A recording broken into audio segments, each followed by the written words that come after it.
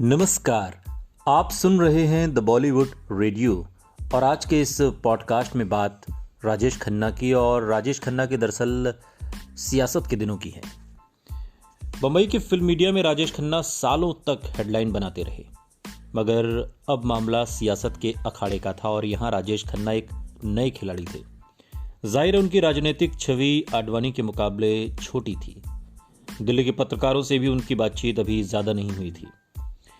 पंकज वोहरा एक जगह लिखते हैं कि मैं उस ज़माने में प्रेस क्लब ऑफ इंडिया का सेक्रेटरी जनरल हुआ करता था और मैंने राजेश खन्ना को दिल्ली के मीडिया से मिलाने के लिए एक प्रोग्राम बनाया। वो सफ़ेद कुर्ता पजामा पहनकर अपने ख़ास अंदाज में प्रेस क्लब में दाखिल हुए। उनके साथ दिल्ली में उनके करीबी रहे ज्योतिषी भरत उपमन्यु भी थे। शुरुआत में राजेश खन्ना दिल्ली के सोम विहार इलाके में रहते थे, मगर फिर वो कुछ समय के बाद वसंत कुंज में अपने दोस्त नरेश जुनेजा के फ्लैट में शिफ्ट हो गए। जब राजेश खन्ना ने अपना चुनाव प्रचार शुरू किया तो ये बात साफ हो गई कि राजीव गांधी ने सोच समझकर ही उन्हें मैदान में उतारा है। उनकी रैलियों में जबरदस्त भीड़ जुटने लगी। राजेश खन्ना के चेहरे से स्टारडम झलकता था और खासतौर पर महिलाएं भारी तादाद में उनकी रैलियों में नजर आती थीं। गार्गी परसाई ने राजेश खन्ना के चुनाव अभियान को कवर किया था। सीनियर जर्नलिस्ट हैं। गार्गी बताती हैं कि वो ग्लैमर की दुनिया से आए थे और उनका असर ये था कि अपनी शुरुआती चुनाव सभाओं में वो कई खूबसूरत महिलाओं के साथ आते थे। ये महिलाएं उन्हीं की तरह सफ़ेद कपड़े पहनती थीं। राजेश खन्ना ने उन्हें ख़ास तौर पर बम्बई से बुलवाया था। ये बिल्कुल साफ था कि काका को दिल्ली के राजनीतिक कल्चर और यहाँ की चुनावी सभाओं के बारे में ज़रा भी जानकारी नहीं थी।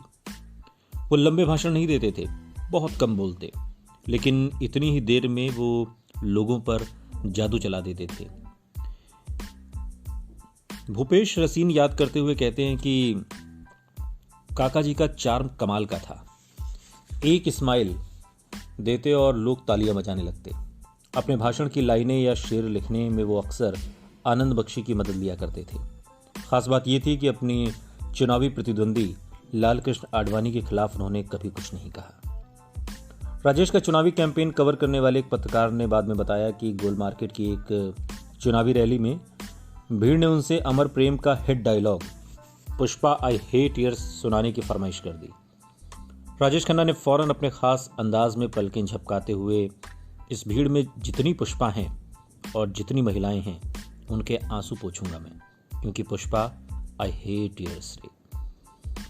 उस पल तालियों की गड़गड़ाहट से पूरी सभा गूंज उठी थी। उनके चुनावी क्षेत्र में लोगों की क्या समस्याएं थीं, चुनाव के मुख्य मुद्दे क्या थे, इन बातों की जानकारी शायद उन्हें नहीं थी। लेकिन भीड़ और तालियां बटोरने के जिस मकसद से कांग्रेस ने उन्हें चुनाव मैदान में उतारा था, वो मकसद उन्होंने बखूबी एक तरीके से पूरा कर लिया था।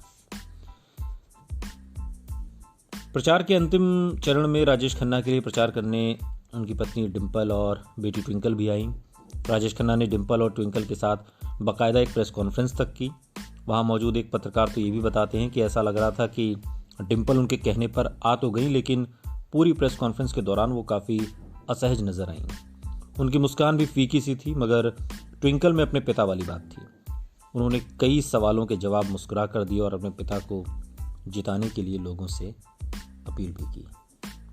लेकिन ये चुनाव राजेश खन्ना जीत नहीं सके। सुनते रहिए द बॉलीवुड रेडियो, सुनता है सारा इंडिया।